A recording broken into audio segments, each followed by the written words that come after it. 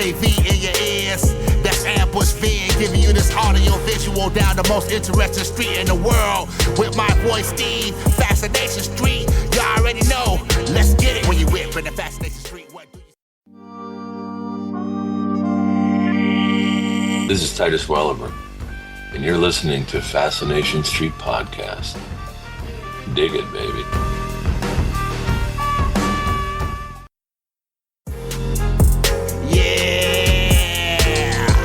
AV in your ears, that's Ambush Vid, giving you this audio visual down the most interesting street in the world. With my voice, Steve, Fascination Street, you already know. Let's get it. When you whip in the Fascination Street, what do you... Welcome back, Streetwalkers. This episode is with Titus Welliver.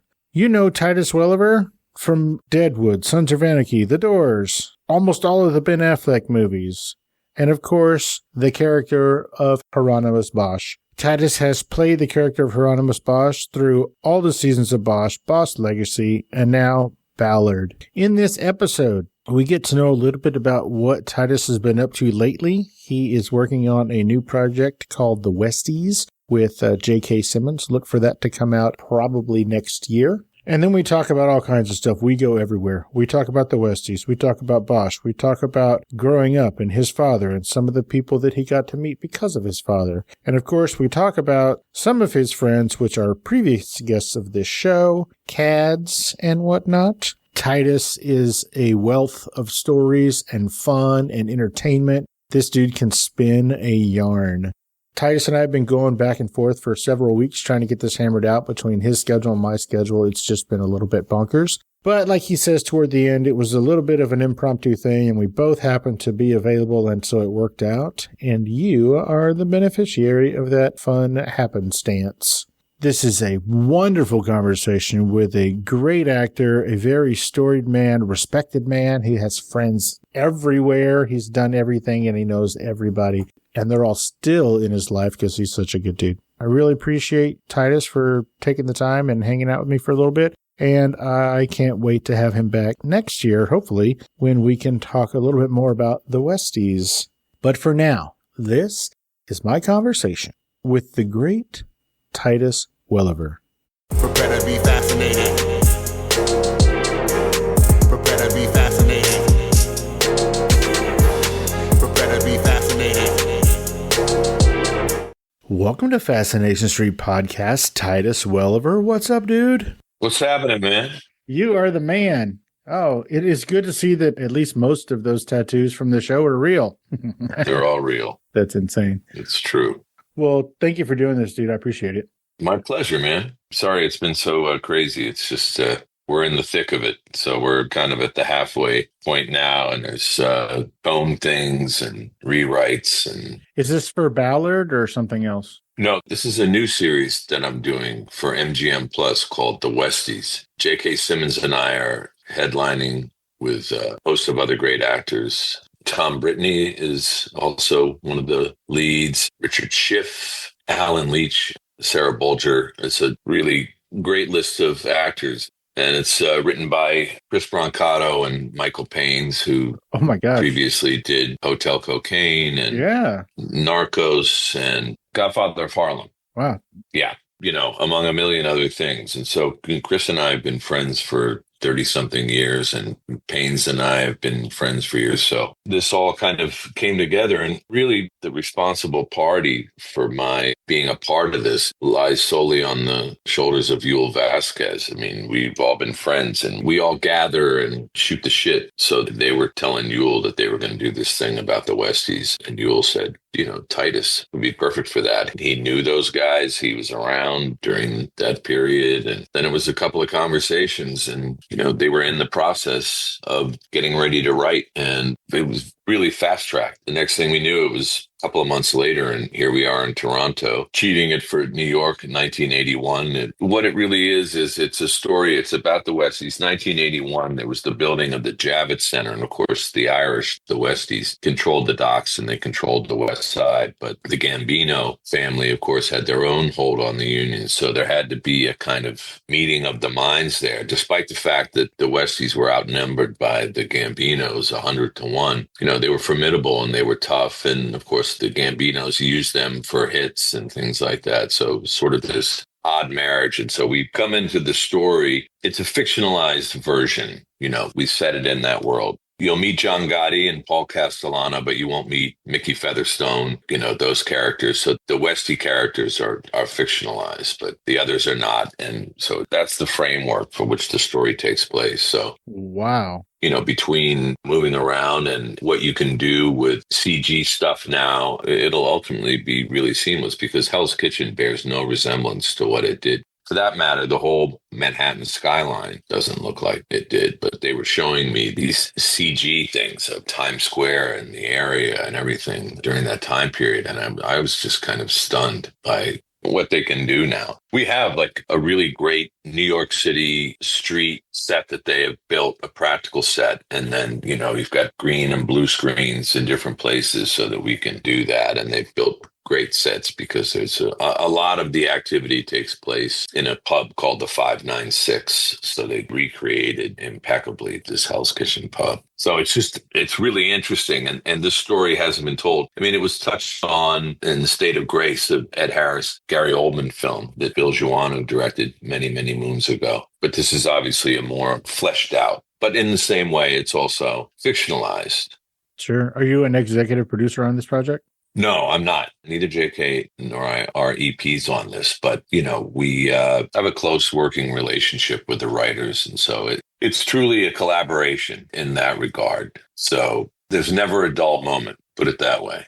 Sure. Is Yule involved or was he just the matchmaker? Well, he was the matchmaker and we were trying to figure out a way but Yule he's crazy busy. He's doing the Terminalist sequel. And I mean, Yule is a cinema gypsy like all of us. I mean, he's ubiquitous as all get out. So I don't think, and obviously Yule's not the kind of actor that you stunt cast to come in and yeah, no kidding, do a couple of scenes. So you bring Yule in, you got King Kong. You just got to get the biplanes to kind of buzz around him and let him do his thing. You are not wrong. That is rad. So we're going to go back a little bit, but where were you born and raised, man? Where'd you grow up? I was born in New Haven, Connecticut. At that time, my father was teaching at Yale. So I kind of was raised like a Ivy League military brat. And my father taught at Yale, and then he left Yale and went to Philadelphia to be the chairman of the Graduate School of Fine Arts at University of Pennsylvania. And he taught at Cooper Union. But he ran the Grad School of Fine Arts at UPenn for 26 years. So I kind of lived in New Haven for a bit, and Philadelphia and New York. I went to boarding school up in Maine. So I was kind of all over the place, and then ultimately resettled back into New York, where I got my education and my training at NYU. And was it Tisch? Yeah, it was Tisch undergrad. I was at Circle in the Square. I kind of bounced around between the studios. The idea being that my approach to acting was not unlike Bruce Lee creating Jeet Kune Do. I mean, I kind of wanted to study the different schools of thought and approach of technique and acting. And so I was at the Actors Studio and with Stella Adler and Playwrights Horizons. And then eventually I ended up with David Mamet at NYU at the Practical Aesthetics Workshop, which the seed was planted there, which then became the Atlantic Theater Company and then the Atlantic Theater Company School. Now, in addition to Adler and Mamet, you also study with Strasberg, Meisner, who else? Everybody? You just study with everybody? Kind of, yeah. And then what I basically did was I looked at all of it and then I kind of cobbled, for lack of a better word, cherry picked what worked for me. And what I learned from Mamet and from W.H. Macy, a.k.a. Bill Macy, was how to analyze text, to literally take a script and break it down to the studs and analyze that in its entirety, so that when it was game time, that you knew what you were doing, every beat, every second, every line, everything. And it's something that's in my wheelhouse that I've used my entire career. And a bunch of my classmates that were in the Mamet program got together. They wrote a book about it called The Practical Handbook for the Actor. And I've given that book to over 100 people. And a close friend and classmate, colleague from that, one of the authors of the book, a man named Lee Cohn, who teaches that. And so my kids have studied with him and I've sent other people to him. So that all came out at NYU. I landed there at precisely the right time. There was a tremendous amount going on at the school, and I feel like that's when that drama program was really kind of exploding in the best possible way. And now you have parallel schools. My son just graduated from Pace University, which has a phenomenal acting and film program as well. Wow. What time frame was this when you were in New York studying with those people? Was that back when you were a barback to Bruce Willis? Yeah, 1981. It all kind of started in 1981. So I kind of bounced around and worked a lot of different jobs. I mean, I worked as a barback with Bruce. Then I became a bartender. I tended bar at a lot of different places. I did, security in nightclubs. I worked construction. I did a million different kinds of jobs, anything just to support my acting habit, right? Sure. I got to know about the tattoos. Like a lot of actors, since they are a blank canvas, they don't really tat themselves up. What's with the tattoos?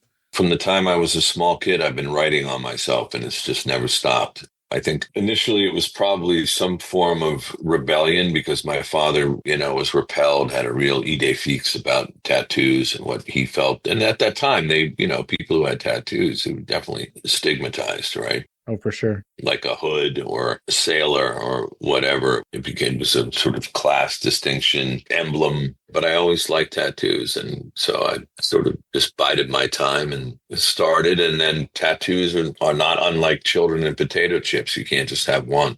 So I kept going, which I think initially, would drive the producers crazy on Bosch because it would seem that after every hiatus, I'd come back and I would have more ink. And anybody who watches the show, you can see like over the seasons or each season, there's another tattoo. But we never featured the tattoos. You never came in close to see what they said. I mean, I guess in some way they're my life story. I mean, they all have significance and profound importance to me. So all of them mean something. You didn't just willy-nilly point at the wall and say, give me that thing. No, I don't have any willy-nillys on me whatsoever. And I will find people that sometimes in conversation will be studying my arms and trying to figure out what, I think the one that resonates the most, and this would really with comic book fans, is I have a Silver Surfer. Oh, really? Yeah, the Buscema Silver Surfer cover of issue #1, because the Silver Surfer for me is always, I don't know, he was always kind of one of my favorite characters. There was a kind of rider of the galaxy.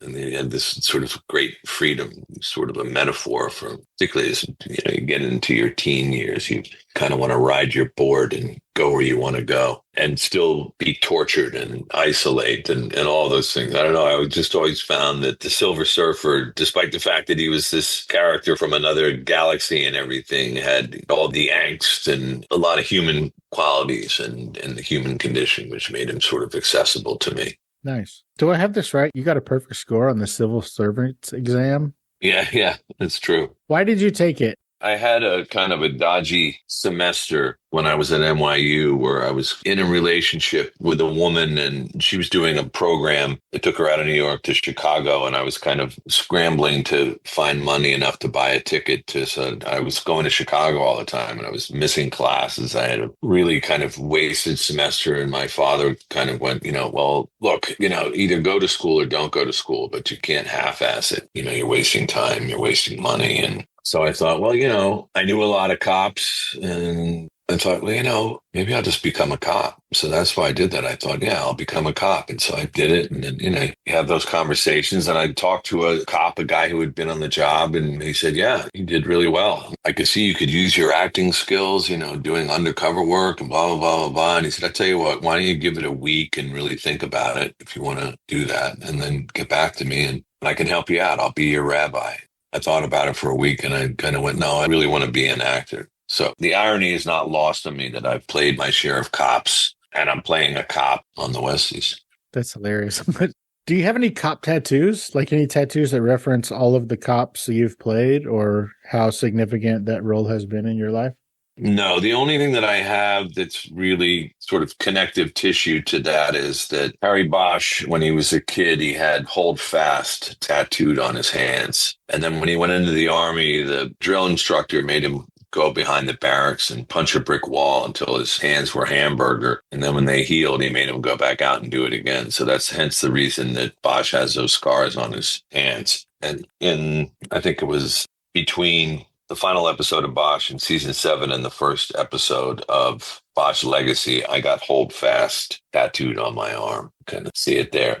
Oh, there it is. Yeah. You know, you spend a decade playing a character, there's a kind of kinship that becomes established. And it's not just a demonstration of my affection for the character and my gratitude for being given the opportunity to play what became this iconic character, but there's also kind of words to live by, right? I mean, hold fast. And I wanted to pay tribute. I went through a period where I thought I would tattoo his badge number. And then I kind of went, nah, I don't really want to do that. And this actually is really connected to Harry. And Connolly really, when I showed it to him, I think not that he ever questioned my connection to the character or the seriousness of my intent. When he saw that I tattooed Hold Fast on me, I think he was kind of like, okay. Are you guys friends now after all these seasons of working together? Yeah, it was one of those relationships where I felt close to him from the first time I met him. He's an extraordinarily brilliant guy and a wonderful guy. I learned an enormous amount from him, not just about writing, but that also moved into another part of our relationship, but his encyclopedic knowledge of jazz, which I don't possess, but I love jazz, and just his friendship and his openness. It was a true collaboration. And I didn't, I had no intention nor need or want to change anything about the character. He asked me initially, is there anything that you want to change? And I said, no, it ain't broke. There's no need to fix it. So just leave it. But we had to move it forward in time, because if we were to do a straight adaptation of the books, then it would have been a period piece, right? So what they decided to do is put him in present day, but find him really kind of in the middle of his career. But I felt strongly that we needed to honor his military service, which is a big part of who the character is in the books. And so we just changed him from being a tunnel rat in Vietnam to being a Special Forces 5th Group guy who had served in the first Gulf War and then had re-upped after 9/11, which a lot of guys did. They went back to fight again. Because it was sort of, for me, in my interpretation, and I said to Mike, I feel like Harry Bosch is an SF operator first and a cop second. So I don't want him to move like a cop. I want him to move like an operator. I want him to handle a weapon like an operator. I would always kind of keep that sort of aura about him. And so what that did was that it gave him an additional set of skills beyond being a cop that made him more formidable in a lot of ways. And we got to demonstrate that. And then, of course, in the final season of Legacy, we see him reconnect with one of his buddies from his unit in Afghanistan. And we were able to plant that seed with a little bit of the backstory. And in that story that the guy tells Maddie, about her father taking the high value target back into the cave to get information out of him and then blowing up the cave with the guy still in it. Hey, Streetwalkers, here's a word from our sponsors. Let's get back into it. My wife was in Desert Storm. She was out there like when it went from Shield to Storm. My wife was out there for all that. So I'm glad that you guys fast forwarded it and focused his backstory on that war. Because the other war, that's been done, a lot. I'm actually doing that now. There's no similarities. I mean, the character I play, Officer Glenn Keenan, who's NYPD 1981, is a guy whose backstory is that he served in Vietnam. He did 2 tours in Vietnam, did his first tour and then volunteered for a second. And he was a Force Recon Marine. So he is the absolute polar opposite. He's corrupt. This is a guy who's been on the job long enough who, for all intents and purposes, should be well into his career as a Gold Shield detective. But he, through a series of personal traumas, is a guy who kind of gave up. And he's from the neighborhood and was a really, really righteous cop in the beginning. But then things happened and he became bent. And so, we find him in that place. I mean, he is very, very different than Harry Bosch. He's still, for all intents and purposes, he's in Midtown North, flunky beat cop, right? But he's on the pad with the Westies. And then he gets roped into an FBI NYPD joint task force that's focusing on taking Castellano and the Gambinos down. Wow. So it's a lot of what my grandmother would call blood and thunder. It's a very, very dark show. It's not humorless, but, the subject matter is really dark. Most of the characters in the story are people that if you saw them on the street, you would cross to the other side to avoid them. Nice. You said this is MGM? MGM Plus, yeah. And do you know when? I mean, I know you guys aren't anywhere near done filming, but... No, we actually are. We're starting to smell the barn. I mean, today's September 1st and we will finish in mid-October. We don't know. We don't have a release date yet. I mean, it could be in the spring of 26 or they might hold off. But I can tell you from that which I've seen, and obviously when you're working on something, you have a sense of how it's going. And I'm happy to report that it's going well and it looks incredible. And the acting on the show is uniformly exceptional. I mean, I find myself back in the arena with some very, very serious, committed people, which makes the job pure pleasure.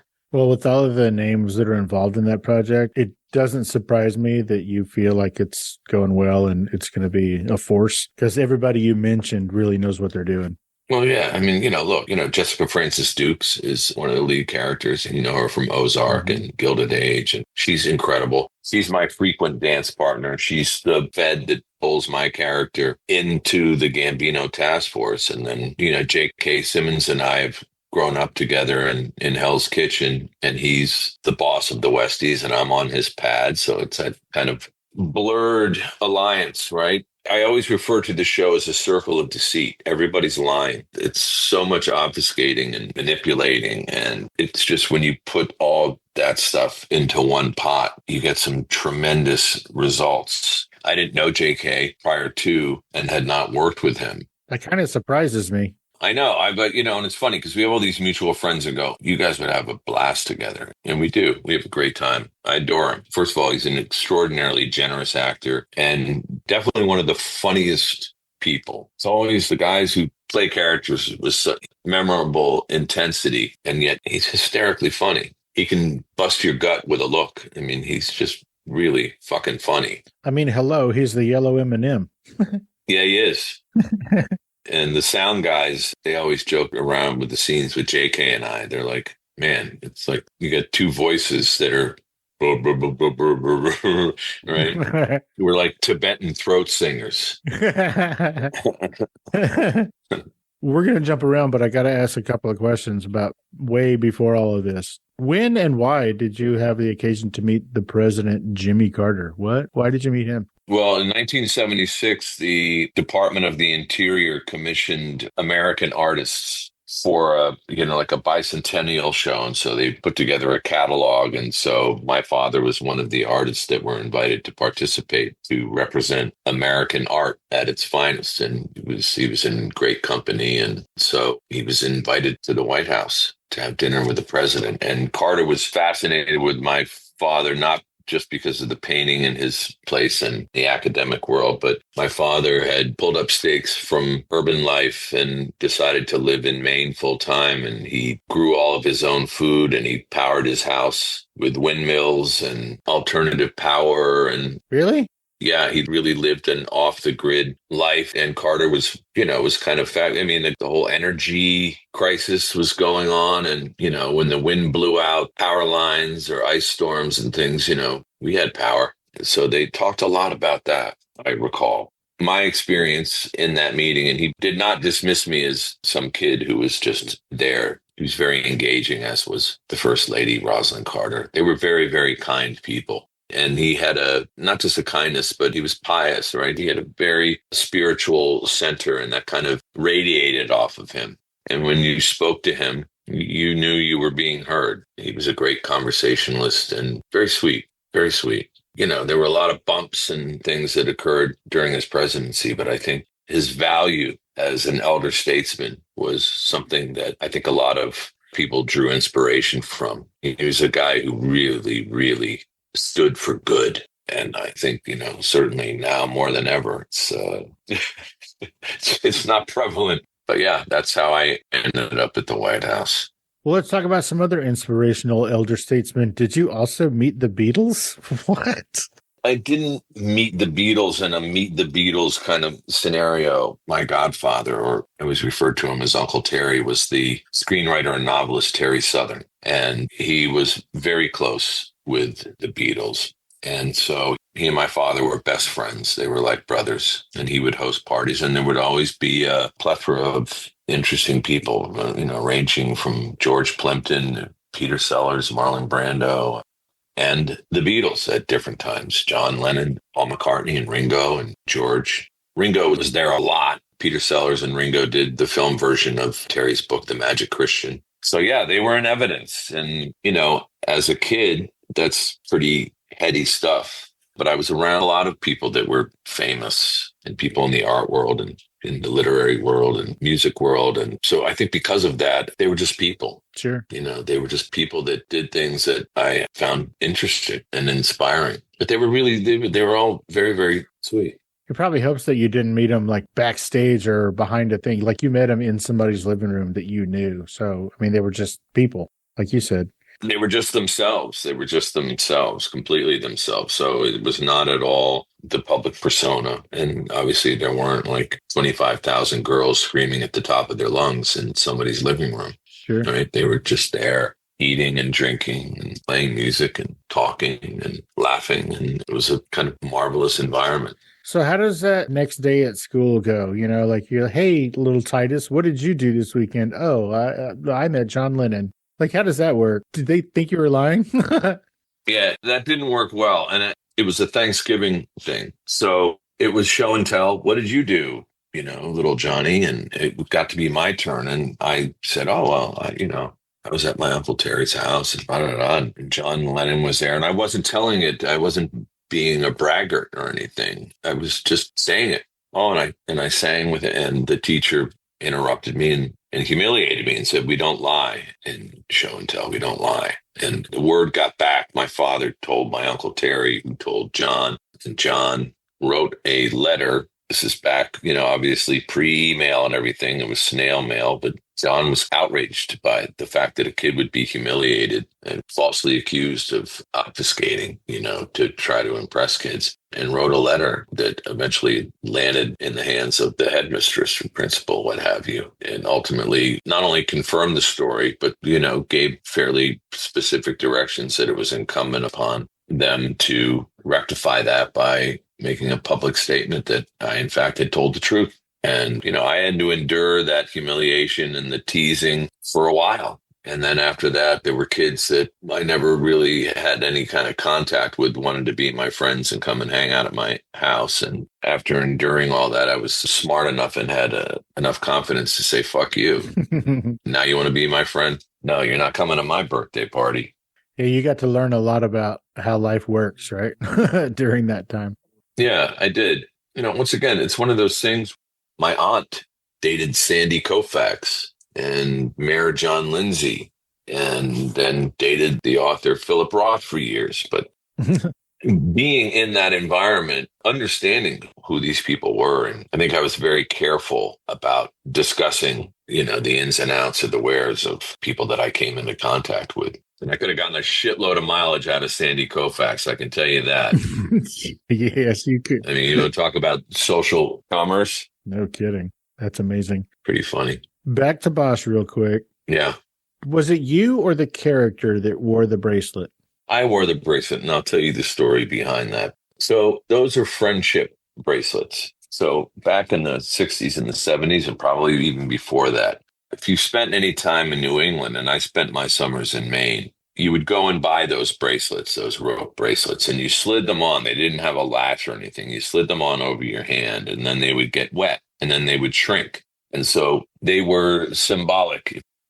My buddies and I that hung out together and were camping together and doing whatever, we would all get those, like we're a squad, we're buddies, we're all wearing the same bracelets. And then as you got a little bit older, maybe you liked a girl, you didn't give her a ring. You could, particularly if it was going to be like a summertime girlfriend, boyfriend scenario, that would be a gift that you would exchange. And so my late wife was a film producer, Beth Alexander. Is this your first wife?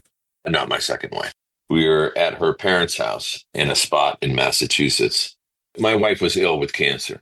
And my daughter was quite little at the time. And so we happened to be in one of those shops that sold those bracelets. So I said, hey, why don't you and I get these bracelets, like when I was a little kid, not going into anything. And I said, and what you do is you wear these bracelets until they fall off. Eventually they fall apart. And my daughter, deep thinker and empath that she is, said to me, we'll wear these, and then when mommy gets well, If they don't fall off, we can cut them off because mommy will be well. So, sorry. So we wore those bracelets, and my late wife passed away, and we still wore the bracelets. So when I was cast in Transformers, which was about 8-9 months after my late wife passed away, because of the way that they're braided, they look a little bit like paracord bracelets that a lot of military guys wear. And Michael Bay never said anything to me like, do you have to wear that bracelet or anything? And then the question came up when I was cast in Bosch. They said, can you not wear that bracelet? And I said, I can't take it off. And I explained to them why. And I said, but in the story, he was a kid who hung out on the docks down in San Pedro. He would see these bracelets. And I said, we're going to just have to make it part of the character and not talk about it. And when I told Michael the reason behind it, he sensed it. It was not a fight. Nobody said like, oh, well, either you cut the bracelet off or, we're going to recast. So it became a part of who Bosch was. And then Connolly, in his infinite wisdom, and I think in his own generous way to pay tribute to that, there was a scene where you see Maddie wearing one of the bracelets and Bosch has given her the bracelet. And that's the first time, I believe it was in the last episode of season 1, where Maddie finally calls him dad and stops calling him Harry. So it all kind of tied together. And then about a year afterwards, the bracelet started to unravel. And I said, well, the bracelet is coming. My daughter's at that point had fallen off and mine was unraveling and was going to go. And I said, well, the bracelet's coming on. And by then it was part of who the character was. So we got a new one and it became a thing. In the same way that he wore a badge, that bracelet was always in evidence. I am so sorry. I didn't mean to bring up feelings. I apologize. No, that's part of life. I mean, there's a wonderful book. The author, who was a monk, a female monk named Pema Chodron, wrote a book, Living Beautifully, and she talked about the process of enduring and or navigating grief. And one of the things that she said is that you have to respect it. You can't push it away. It's part of the human condition. We all have to process trauma and grief. And by respecting it and acknowledging it is a way that, I don't want to say disempowers it, but it lessens the effect to a certain degree and increases a level of understanding and acceptance that this is part of life, despite that it's a ripoff. Someone dies at a young age from a disease or from circumstance. It's tragic. Yeah, I mean, it's something that I carry, that I will always carry with me. It's part of my life. It doesn't mean that it's not emotional. It's very sad. It's very sad. So you didn't do anything wrong at all in bringing that up. It's a fact, and to pretend that it didn't happen or to not discuss it wouldn't be healthy. Well, I appreciate that. Hey, Streetwalkers, here's a word from our sponsors.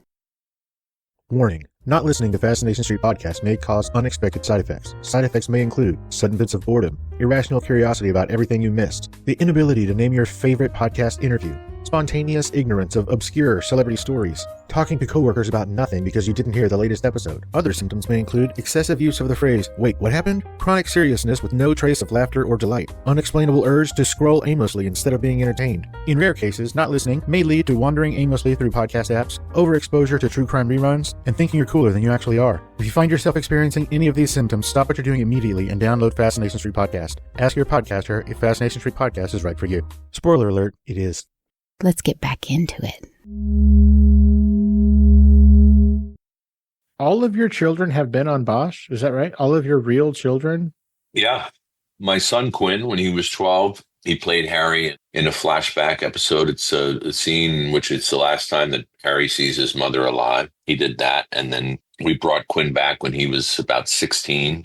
Harry goes to Musso and Frank, where he used to go with his mother. There's a scene where he doesn't have enough money to pay the bill, and he gets the cherry cobbler, which was a tradition with he and his mother, and then he steals the bowl of the cobbler and runs out. And then my daughter, Mike, wrote this scene at a playground on the beach where a little girl comes up and asks Maddie if she'll push her in the swing. And you see that it's because her father is on his phone rather than being an attentive parent. He's glued to his phone. And that was my daughter, Cora. And then when my wife, Samantha, and I came together, we first started dating in Harry's cubicle. I used to put little Post-it notes with things written on them, just as kind of set dressing. Most of the time they were just innocuous and they were written by set decorators. But I just thought it would be funny. And I did it for shits and giggles to amuse my wife. And it was Call Sam. And that would be behind him when he would be sitting at his cubicle. Of course, true fandom, people would zoom in. They'd take stills and they'd zoom in to see what the Post-its would say. And I remember at the end of that season, people were saying, on Twitter, did Harry ever call Sam? Who's Sam? It was this whole thing. So then I came up with the idea of when Harry went undercover with the pill shills, that he would encounter a dog at their compound and that he would ultimately kind of rescue the dog, keep the dog from being shot by one of these psychopaths that was part of that gang. And then the dog would alert him to the presence of a guy who was attempting to kill him there, and then would alert him a second time when those bad guys came to kill Harry in his house. And Eric Overmyer, our showrunner at that time, had a brief departure where he was pulled over to work on Man in a High Castle. So we had a different showrunner who not only didn't like the idea, but was kind of adamantly opposed to it. And I said, no, the dog it's Harry's spirit animal, and it really speaks to the fabric of his morality and da-da-da-da. And he went, oh, yeah, it'd be kind of like a cute little fuzzy, funky, three-legged dog. And I went, no, it needs to be, they're out in the middle of nowhere. There's rattlesnakes and coyotes and mountain lions. And I'm a huge fan of the film Road Warrior. And I said, it needs to be a hardy breed. It needs to be a cattle dog, an Australian cattle dog. And so I got them a picture of Mel Gibson's dog, Max's dog. And I said, it needs to be this dog. So we got a dog named Brody, and they spent some money to train him. And that final episode script came out where the guys come to kill Harry in the house. And all it said was the dog runs out when Harry comes out of the house. And I said, where's the dog? And the writer said, yeah, we're going to leave it. The dog just kind of runs away. And I said, nah, no way. I said, you do that and people will be upset by that.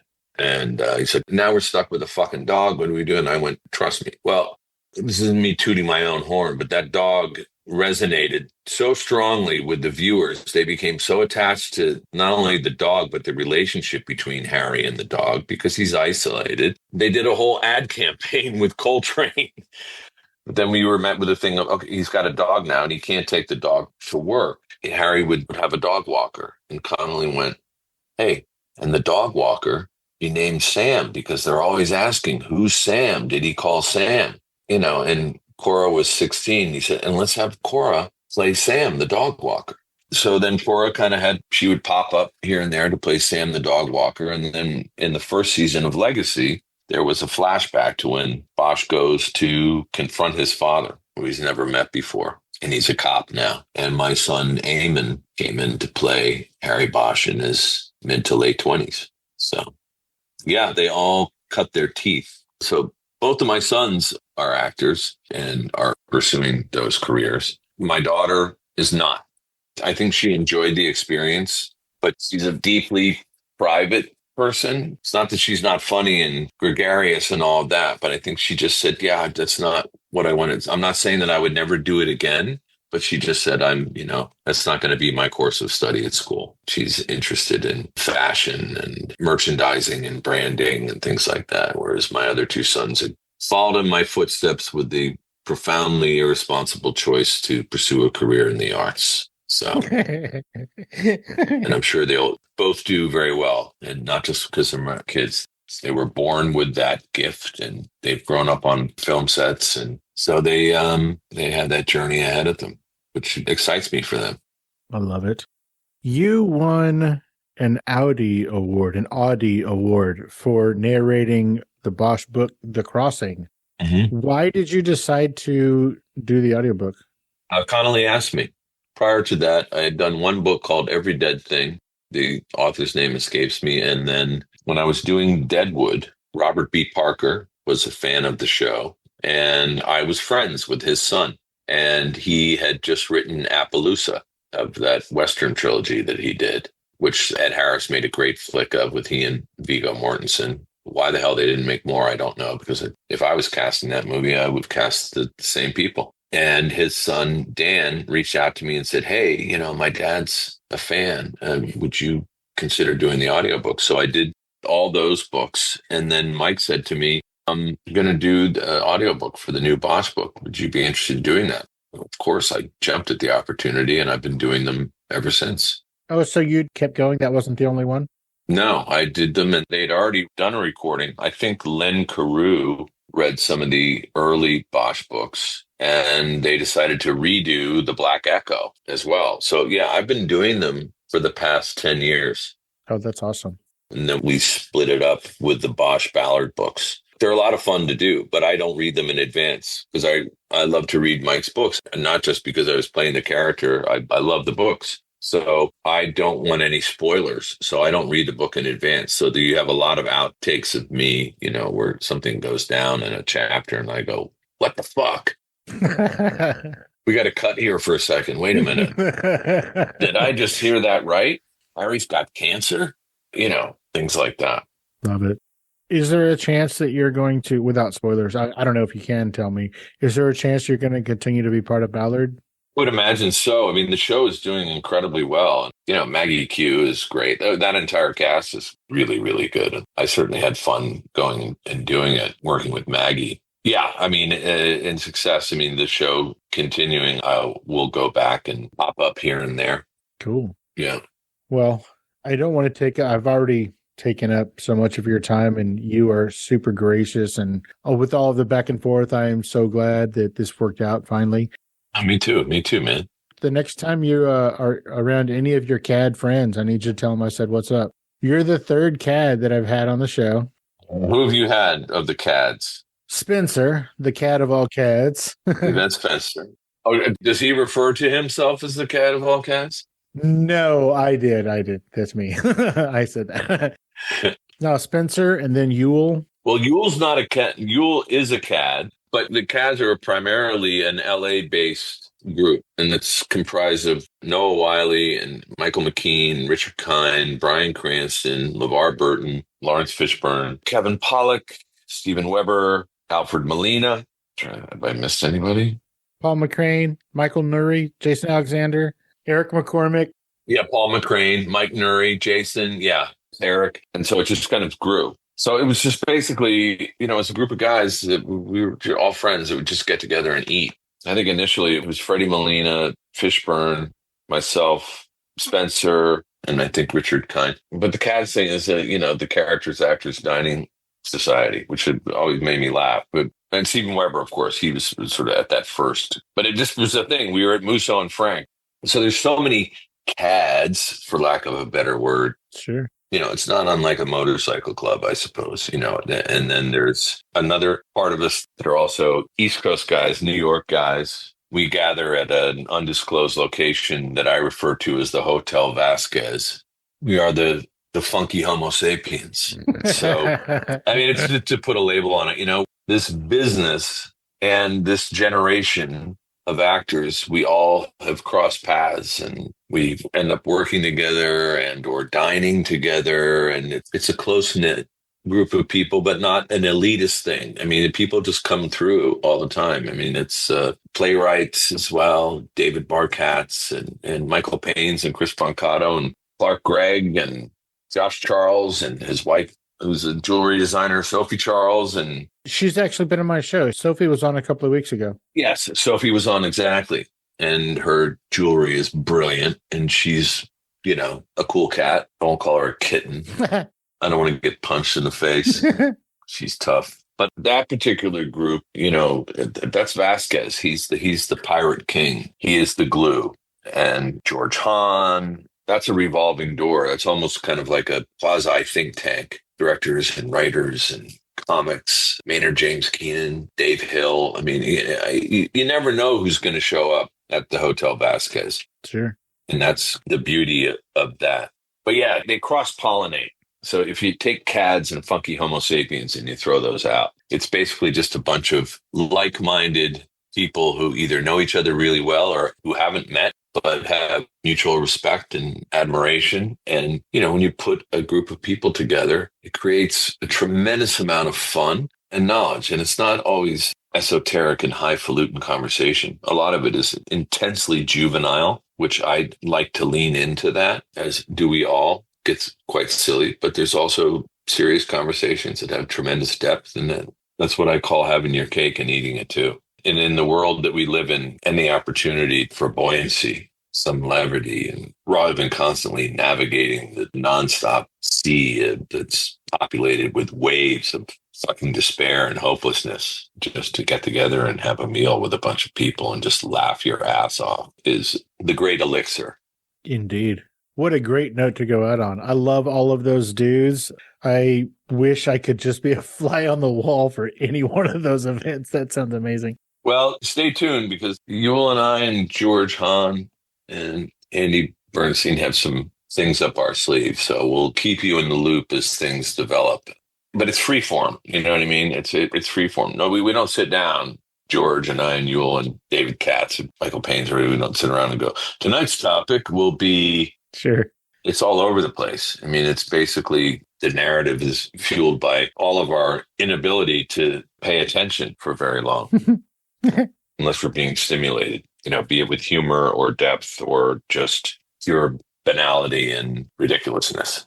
Sure. Well, let me know when the topic of conversation is Fascination Street. I will.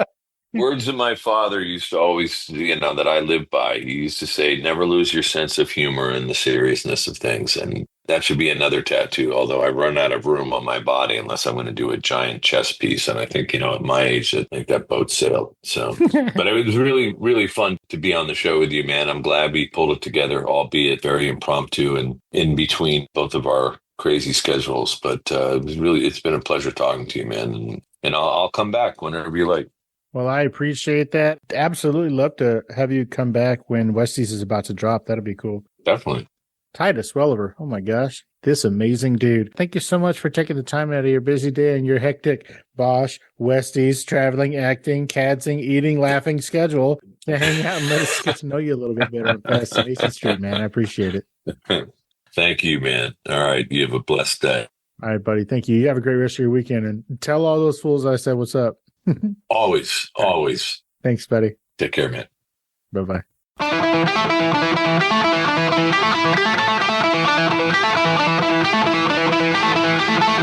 Opening music is the song FSP Theme, written, performed, and provided by Ambush Vin. Closing music is from the song Say My Name off the 2021 album Underdog Anthems, used with permission from Jack's Hollow. If you like the show, tell a friend. Subscribe and rate and review the show on iTunes and wherever else you download podcasts. Don't forget to subscribe to my YouTube channel. All the episodes are available there as well. Check me out on Vero at Fascination Street Pod and TikTok at Fascination Street Pod. And again, thanks for listening.